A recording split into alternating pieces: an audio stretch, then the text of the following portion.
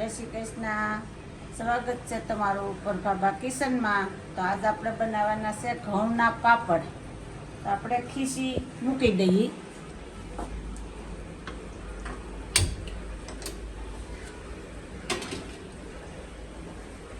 આ 2 તપેલી પાણી મૂકી, 1 તપેલી લોટ.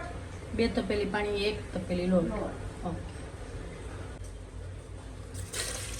2 તપેલી પાણી અને 1 તપેલી લોટ એટલે પરફેક્ટ ખીચડી બને. કેમ ને? અને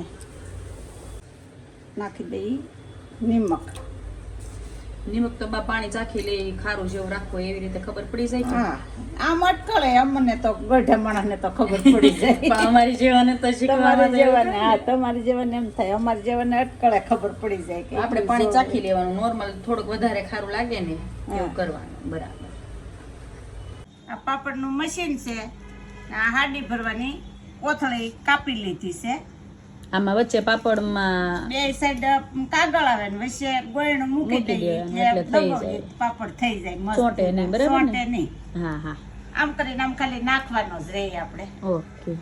દેવાનું એ 5 મિનિટ તો ઉકળવા જ દેવું પડે ફૂલ ગેસ ઉપર. ફૂલ ગેસ ઉપર. આવું છે બા?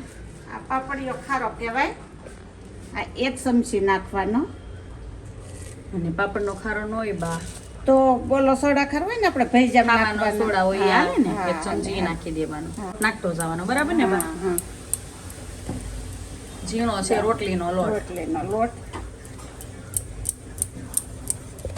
બરાબર. આપણા ઘઉંના પાપડનું ખીચું બની રહ્યું છે. હું નાખતી જાઉં બા? હા, હવે તું નાખતી જાય.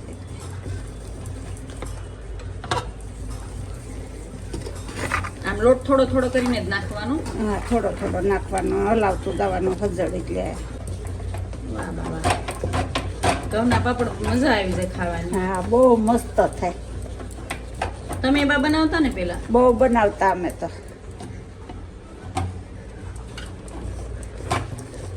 આના કેટલા 50 પાપડ થાય? હા, પછી ઉપર થઈ જાય. બરાબર. 50 પાપડની ખીચી.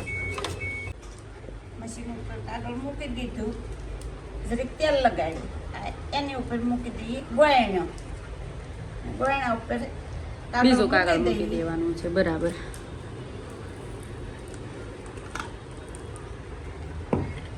આ પાપડ બનીને તૈયાર. રેડી. વાહ ભાઈ વાહ, મસ્ત છે બા. પતલો જ છે. હવે સૂકવી દેવાનો. કરી નાખી દેવાનો. પાપડ સવો બની જશે બધાય ને ફૂંકવાઈ જશે. કેવા બનાશે? રીત જ હોય